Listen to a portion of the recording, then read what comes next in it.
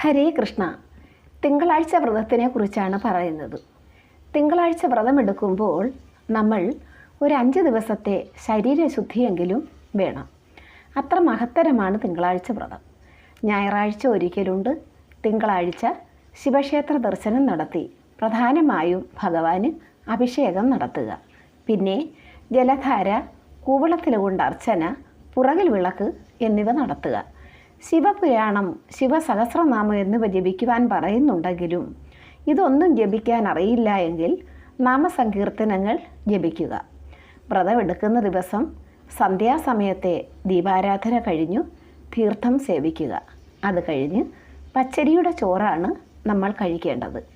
അത്രയും സമയം വരെ നമ്മൾക്ക് നിൽക്കുവാൻ പറ്റില്ല എങ്കിൽ ഉച്ചയ്ക്ക് കരിക്ക് നേദിച്ച് കുടിക്കാവുന്നതാണ്. ഞാൻ ഈ വ്രതമെടുത്തപ്പോൾ ദീപാരാധന കഴിഞ്ഞു വീട്ടുമുറ്റത്ത് പുതിയ അടുപ്പ് കൂട്ടി അരി വെച്ച് കഴിച്ചു. 4 വ്രതമായപ്പോൾ തന്നെ ഞാൻ ഉദ്ദേശിച്ച കാര്യം നടന്നു കിട്ടി. 12 മണിയാകുമ്പോൾ നമ്മൾക്കൊരു ക്ഷീണം ഇങ്ങോട്ട് വരും. നമ്മൾ അപ്പോൾ വിചാരിക്കും, ദൈവമേ, ഒരു പാത്രം വെള്ളം കിട്ടിയാൽ കുടിക്കാമെന്ന്. എന്തായാലും അതെല്ലാം ഞാൻ തരണം ചെയ്ത് 19 വ്രതവും പൂർത്തിയാക്കി.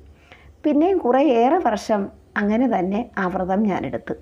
ഈ വ്രതം എടുത്താൽ മംഗല്യസിദ്ധിയും വൈധവ്യദോഷം മാറിക്കിട്ടും, കുടുംബശ്രേയസ്സും ഐശ്വര്യവും ഫലങ്ങളാണ്. ഹരേ കൃഷ്ണ.